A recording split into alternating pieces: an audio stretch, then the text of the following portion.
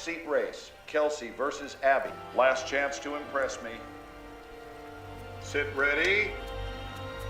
Attention. Row! My name is Sarah Megan Thomas. I'm playing Abby Brooks, and I also wrote the film. Backwards is about a woman who is a competitive rower, and she is turning 30 and has never quite made it, and discovers she's the alternate for the Olympics for the second time. So knowing that it's kind of now or never, and she didn't make it, she ends up quitting the team, moving back home to live with her mother, and start over. She becomes a crew coach at a high school where her boss is her ex-boyfriend, there's the romance, and kind of rediscovers her path by taking a step backwards. Years I spent locked up in the gym, the life I missed, it would all be worth something. She's a very determined, goal-oriented, focused individual, someone who really, really wants this goal, so when she doesn't get it, it's really hard. She's also a woman who is 30 years old and still living in this 20-something world, because as she's training, that's been her whole focus, and she hasn't progressed as an individual with romance, with friends. So she's kind of deficient in the living part of life. I guess I forgot how much fun normal people things are.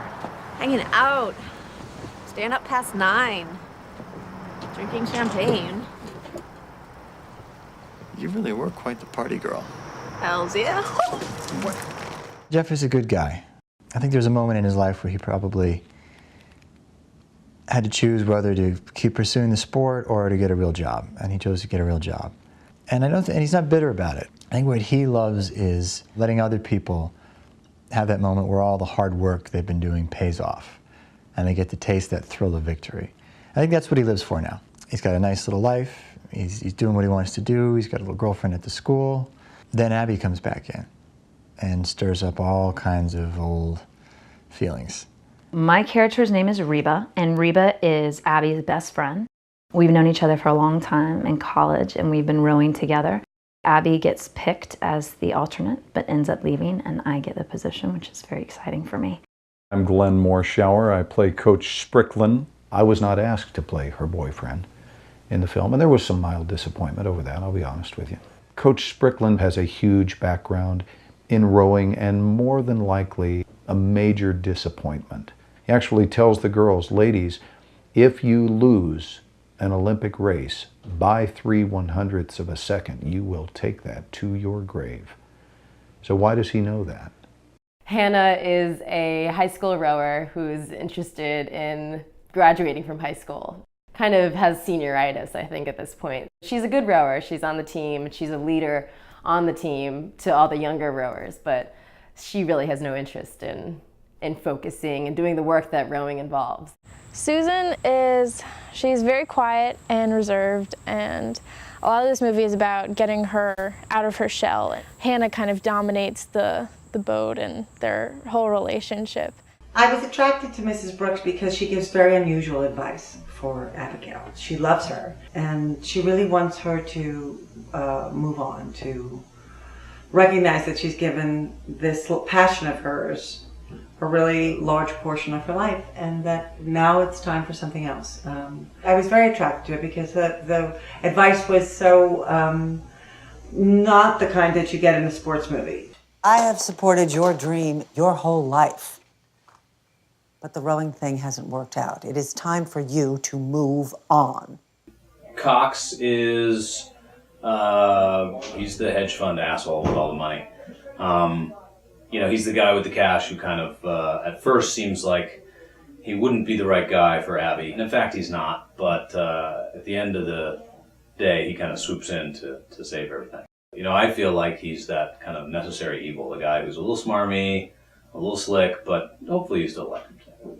It's always fun to be part of a passion project. And this is really a passion project for her. And so she's really the reason I got involved in the project. They wanted a couple real rowers for the high school students. So they contacted my high school coach, and I went to New York for an afternoon and auditioned. It was a very exciting experience, and I thought maybe it might end there, but then she called me a few weeks later and offered me the role, which was a really exciting day. I do tennis. I played lacrosse in high school, and I honestly didn't know rowing was a sport before this movie. So it was an opportunity to learn a new sport, and it was amazing because I had the best mentors ever. Working with Sarah Megan Thomas, besides the fact that she's a friend, was great, and I wouldn't tell you if it wasn't, but it was. It's a rare and very cool thing when somebody has had life experience, is able to interpret it into some sort of artistic vision and then manifests it. And Sarah is incredibly open. I'm really, really impressed with how much she has just been able to let go of the words on the page, not nitpick, not be into the minutia. Yeah, I don't know that I'd be as open as she is. Everybody else's input, everybody's ideas. I was a rower myself in high school and in college, and when I was in college, someone I rowed with was the #1 alternate for the Sydney Olympics. You know, she took time off of school, she worked her butt off, and she was phenomenally talented. And by almost anyone's level of expectations, she's successful, but I remember thinking how much that must suck for the athlete in her, you know, to be so close. And I remember thinking that the story like this has never been told about someone who almost makes it, but doesn't. It's a first to work with the lead actress who also wrote the film. And I'm very proud. That was a big part of the intrigue of it, that the script was really good. It's a first-time script. It really is very sound. The structure is terrific. It tells a really good story. Really strong women's roles.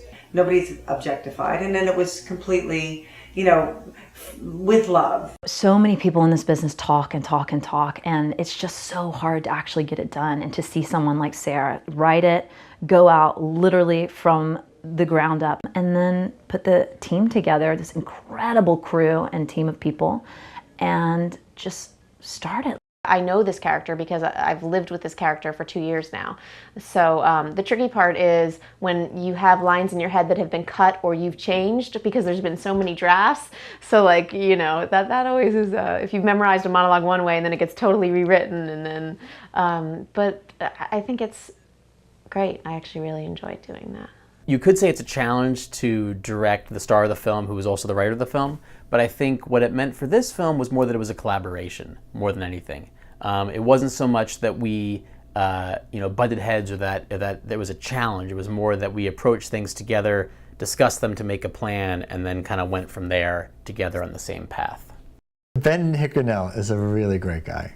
Every single scene we would do, he would trust the instincts of the actor. And when you were done with your scene, once he felt he had the footage he needed, he would say, "Buddy, this next one's for you." Has his vision, has his opinions, is able to communicate them, and but allows you to feel like you're a part of the process. And he's open, he listens. No two people I have ever worked with, and I've made movies for 37 years, smile more on set than Sarah or Ben.